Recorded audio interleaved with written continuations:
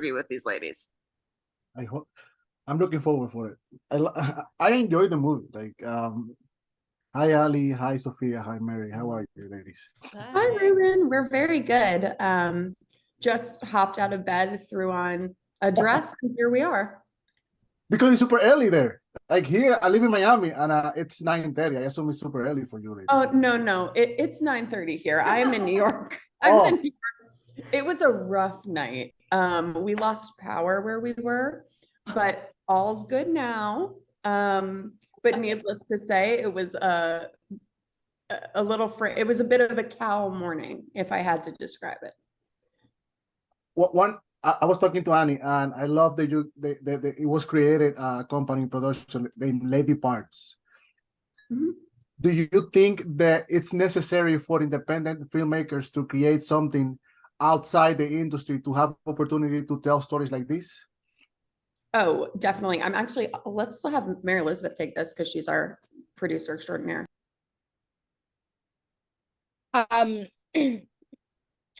Sorry about that. So I think your question was, is it important that essentially like marginalized voices and women have content and media to watch and see themselves in, which is absolutely one of our missions at Lady Parts. I think that especially we as three white presenting women are even more responsible for those types of things, because yes, women are marginalized, but there's a lot of other people who need to be seen in front of and behind the camera as well. We really made it a mission to have our entire crew be female identifying, and primarily, I would say maybe 50% people of color and primarily queer women. So just for our behind the scenes and below the line crew, that was even very important to us. And we're definitely, in all of our stories, trying to focus and highlight stories of women and female identifying people, and as well as people of color. And you can tell in the movie, it feels that it's very intimate. Like even the chemistry between characters, it feels real. And I think Sophia has to do a lot with this. And as a director, this is your first movie, right? This is my first feature. Yeah, I've done shorts before. How was create this chemistry in your first feature film, and how do you get the story? Because we have seen this story before, but not from. I mean, I have seen it before, but I always like when it's a female point of view. This is usually Hollywood tells the story about boys get the girl, but this is different. This is from a feminine point of view. And how do you create the story, and why do you choose this kind of story for the first feature? Well, Ali wrote this amazing script and shared it with me, and then asked me to come on as the director. And it was something that I resonated with deeply as a 24-year-old who had just come out of her own August at 22, a very messy one. I had a pretty easy job as the director because the actors were so talented and that chemistry was just so there. And that was a huge part of our casting process, was making sure that the chemistry was just already there, because that's something that takes a really long time to build or is just not there. And so, especially with Jorge, who also came from the acting studio that Ali and I went to, they had just this really natural rapport with Ali. And I feel like in the friendship with Bobby and Cal, that was just so beautiful and an important part of that dynamic.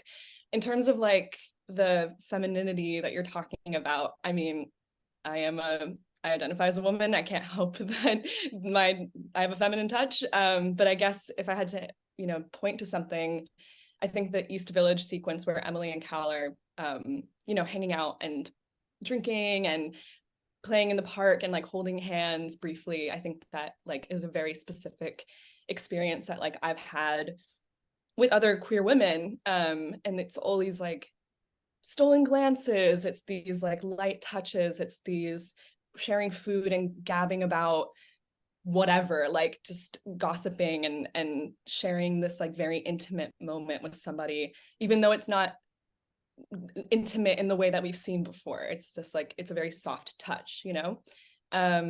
So I hope that answers your question. Yes. Ali, the dialogues in this movie, they feel really like there's no camera around. How do you come up with all this? It was like living like with your friends, because it feels so like I'm just being a witness of two, I don't know, like a group of people talking, and then the whole situation, we finding Jacob and, you know, having these feelings again. I don't know if you live something like that, but the conversation and the dialogue and the way that they speak, it feels natural. It feels like I was a witness in something, not watching a movie. Oh, thank you for saying that. That's definitely a goal of mine as a filmmaker, and I know Sophia's and Mary Elizabeth's as well. Yeah, really leaning into that naturalism was always a part of the process as I was writing it. I come from an acting background, so as I was writing it and crafting these scenes, I was really like kind of out loud improvising my way through them, like really acting them out as I would type them down and like try different ways in my head, like what works. And I really felt like I knew the characters. Many of them are, you know, loosely based on the people around me and the people I love. So tapping into their voices, I already had kind of a groundwork for that. And of course, these are heightened scenarios, and, you know, none of this really happened. But it was a very familiar ground to play with for me, and one that I love so dearly. So yeah, I think just like obsessively being in love with my friends and the people around me, and then kind of recreating that to the best of my ability so people could kind of see what I'm seeing. But this is also a story of finding yourself. Definitely. And looking for something, or finding, I mean, searching for love. And now in an era where everything is easier with all these dating apps, meeting people everywhere, and you know, having short relationships. And I think this movie, it's important in this time, because it, I had the conversation with one of my friends. He's almost 60 years old, and he was saying that like people don't connect like before. And I wonder that you guys were well involved in this movie. What is connection for you nowadays? What is your definition of connection? Because I feel they has lost, but this movie also, with the connection that the character has with Jacob and those feelings coming back, what is the definition that you have a connection with a person? Yeah, you know, our film, that was one thing that I also thought a lot about in this movie, is the different kinds of relationships that Cal has. I mean, she has ones that are like strictly sexual, strictly romantic, strictly platonic. And then she meets Emily, and it's kind of this like wild connection of like, oh, it's actually quite common, as Sophia was saying, for queer women. A lot of the way that relationships develop between queer women start as friendships, and you kind of like the line starts blurring, because everything that we love about our friends, I mean, what happens when you also find them when they're also the most beautiful person that ever existed, and I'm queer? Like, it's, so the lines get very blurry. So yeah, and yeah, I think relationships, meeting people, and one thing about this movie is everyone does meet in person, and then all those relationships are explored in person. There's no like online dating aspect.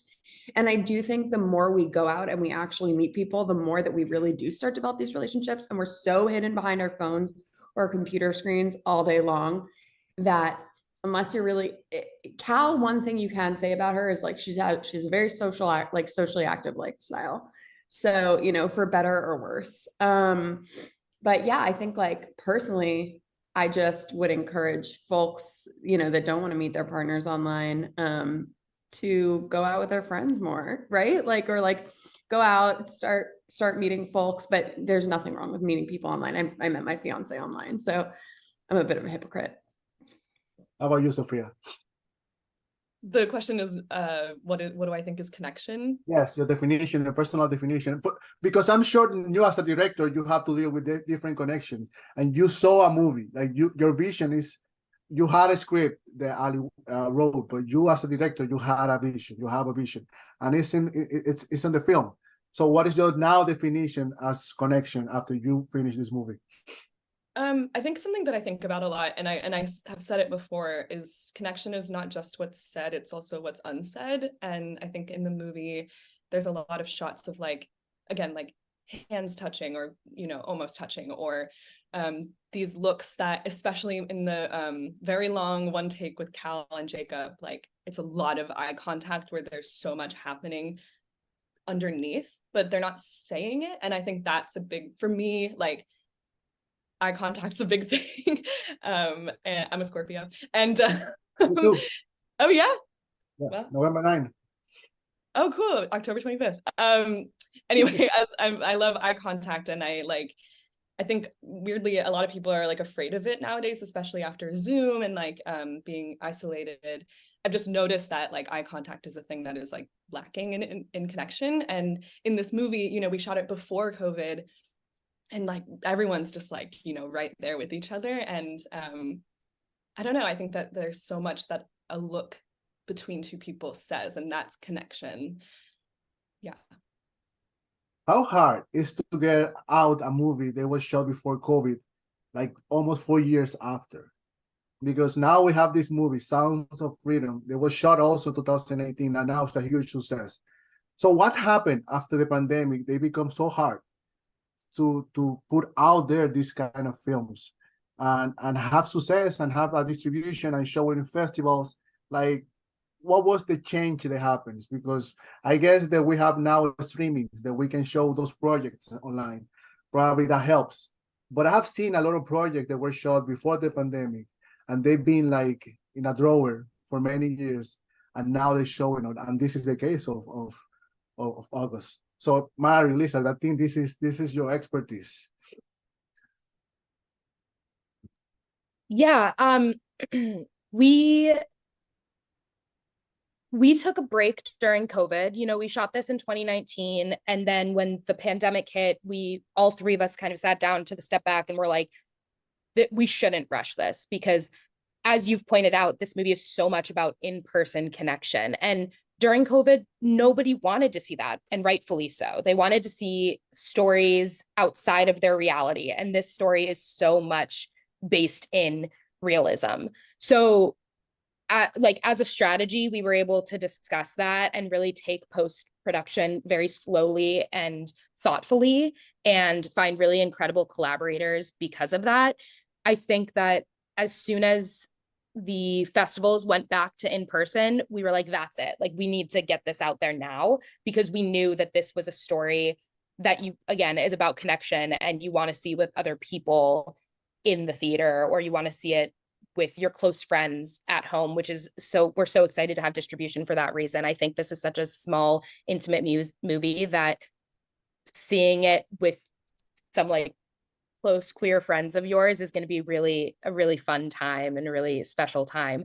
But we definitely did take a strategic point of view or at the beginning of the pandemic, and really took stock of everything we had already done and what we needed to get done, and timed it out quite well.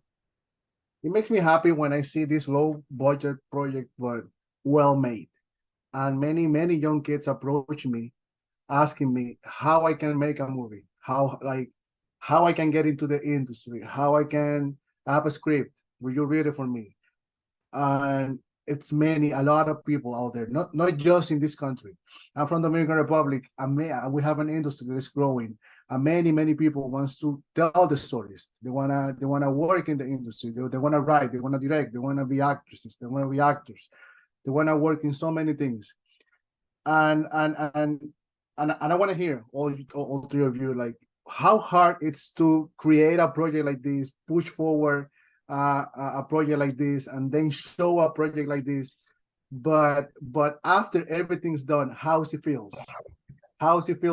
having this movie and showing to in a festival, and then having a conversation and feeling the reaction of the audience, telling you that they love your character, they love whatever you wrote about it. It's honestly, Ruben, it is truly a dream come true. This is when I started writing this movie, it was one of those things where I knew that this has to be done. This is my path, right? Like there's no way to not do this. It's everything. It's my life. It really is my life. August of 22 is still my life in so many ways.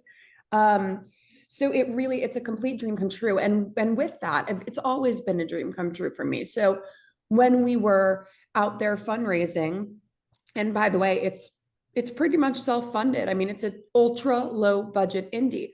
I, hosted dinner parties with my old high school teachers and my parents' friends and like folks from my community and like our rabbi, like truly like everyone you can imagine, I pulled in from the community. We did online funding with Kickstarter, I believe. Indiegogo. With Indiegogo.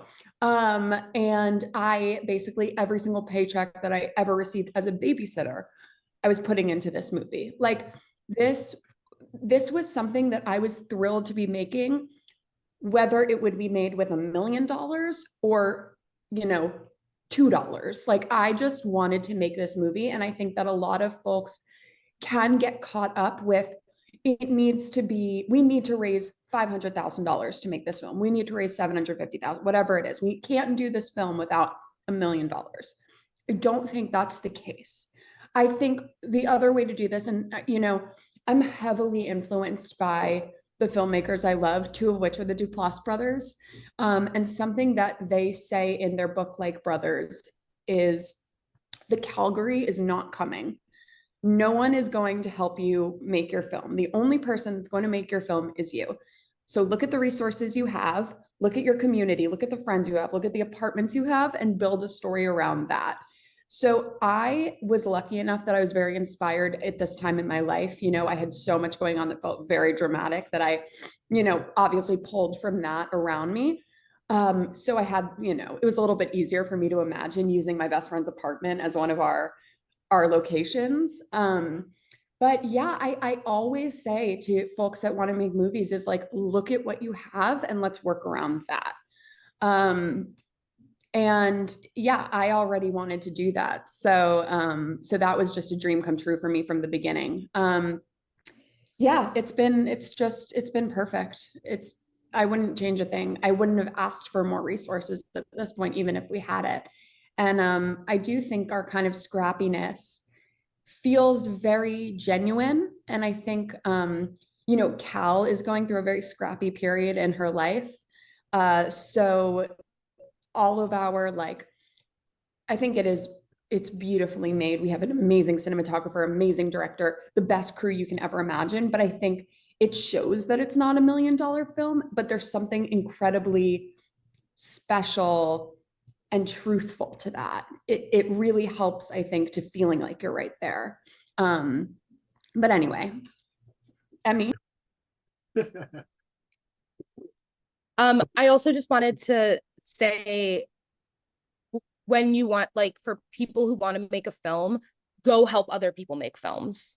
There is a reason that you build community, or there's a way to build community and creative community and artistic communities, and that's to help other people with their art as well. You can't just, expect that, like Ali said, that people are coming to help you. You have to also show up for other people, and in small, low budget creative communities, that's key. You have to do that. So if somebody wants to make a film, find out who else is making a film and help them first, and see what they can do for you.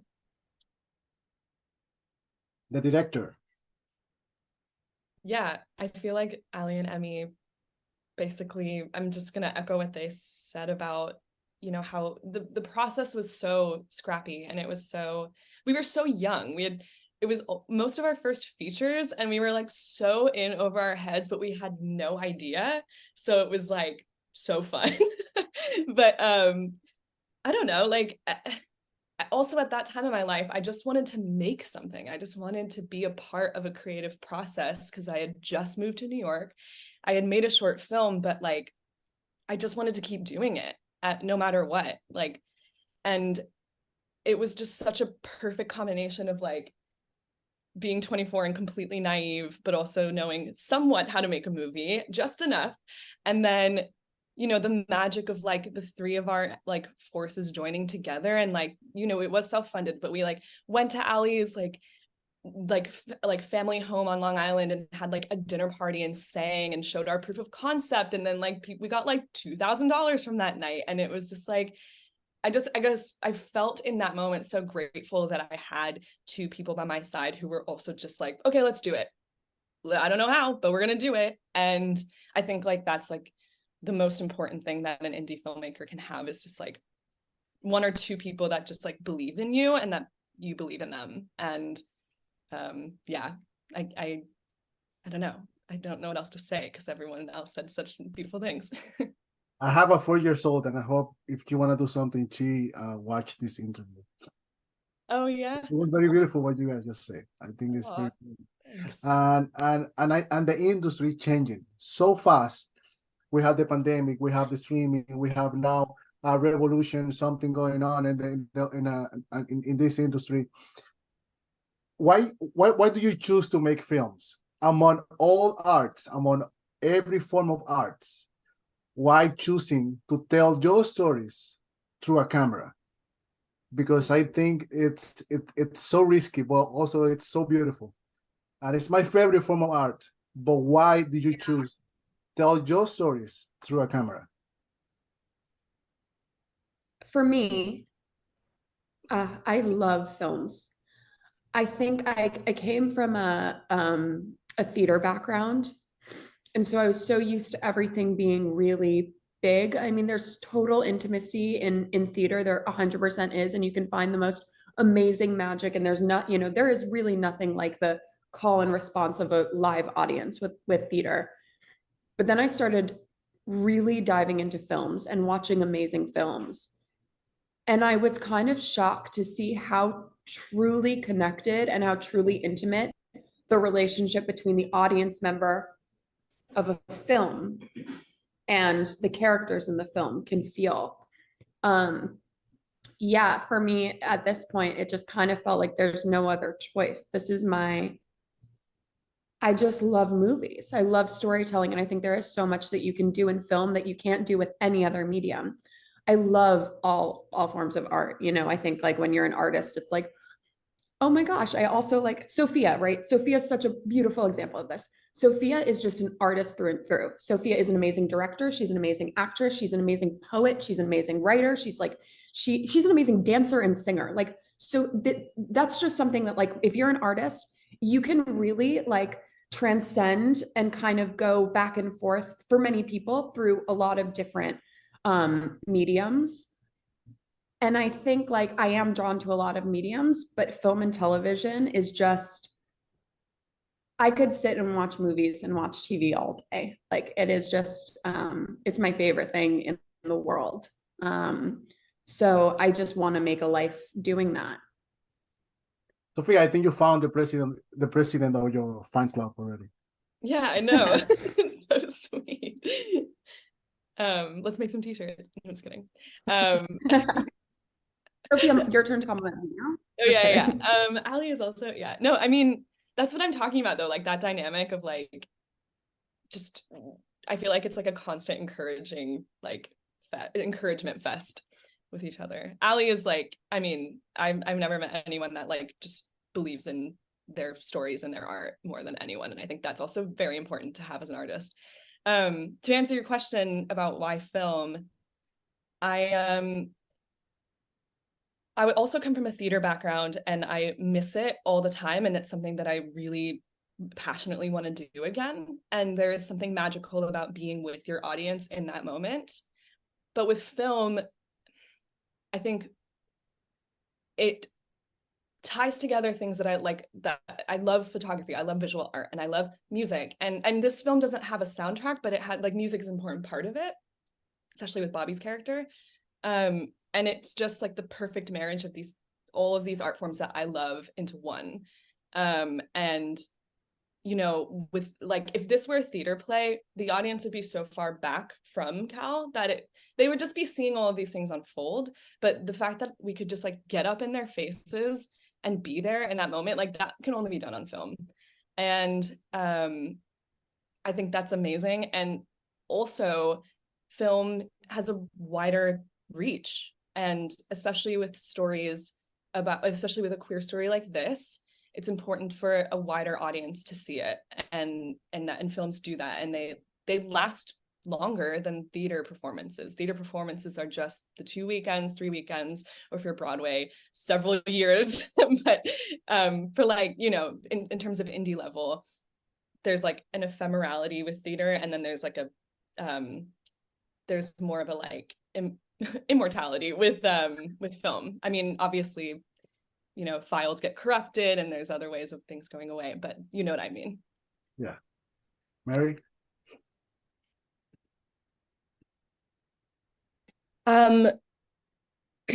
Mine, I think that I just grew, I have a less like lovely answer. I think my parents just love movies and TV. So they just were always bringing us to the movie theater, always watching every network television show that ever existed. When my mom met Sophia, she was like, if you want to know anything about network TV, you come to me. If you want to know anything about premium streaming, you go to Mary Elizabeth. And like, that's how much my parents know about TV. So I think there was that piece. Like, I just had grown up seeing a lot of incredible TV shows and films that I loved, that my parents loved. And then also my oldest brother entered the arts before I did. So I was very fortunate to be able to enter it kind of naively, like really believing that you can make a career from art, and you kind of have to have that optimism to succeed in that space. And then also it's just, I learn best from watching things. I think that I'm a visual audio learner. So I think that also has something to do with why I love film so much. In a recent speech, this is my last question. In a recent speech, Benicio del Toro, he says something that many people resonate with it. The people who makes movies, they have to get used to the word no, like to be rejected, to Oh yeah, definitely. they say no a lot.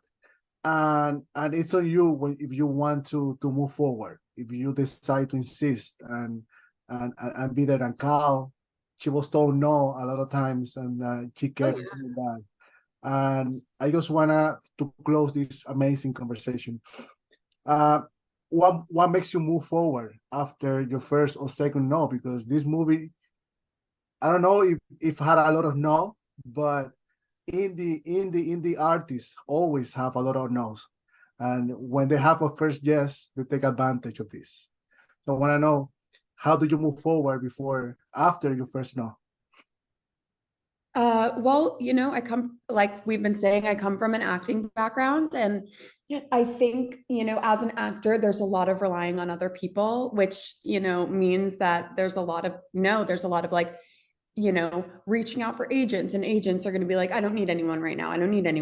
I have too many people on my plate. And then you go to audition for things on your own, and it's like, you're not the right type for this.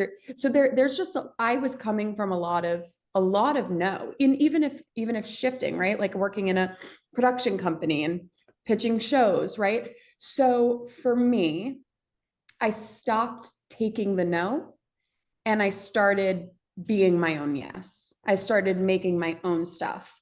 And it comes back to that, like, no one is coming, no one's going to grant you anything. And so for me, it was like, if I'm not getting cast, or if, you know, I'm not getting to participate in this way, then I'm going to go out and I'm going to do it myself, because there's no reason why I can't. If I have the passion, if I have the folks around me, if I have, you know, if I can create my own resources. So it's just about really, really, really having the drive and the desire to do it on your own with whatever you have in whatever capacity you can. And of course, as Sophia said, it's like, you can't do it alone. You've got to have the community around you to help turn your nose into yeses. Sophia? Oh, do you want me to answer as well? Of course, I want to hear all of you. Okay, just to summarize, I think like what Ali said, like your community is everything. Like you're gonna have all these no's from higher ups usually, or just from people that just unfortunately don't have enough resources to spread to everyone they want to. And so yeah, you have to have your best friends that say, okay, well now what? And move on. Let's move on. How can we help? How can I support you? That's beautiful. Mary? I mean, I echo what both of them said, just resilience and commitment to what you want to do. If you really, really want to work in the arts, no is something you get used to. And if you feel passionately about that, it doesn't discourage you. I agree. Ali, Sophia, Mary, thank you so much. Thank you for waking up early and this Thank amazing you. conversation. Thank you so much. Thank you so much. This was great.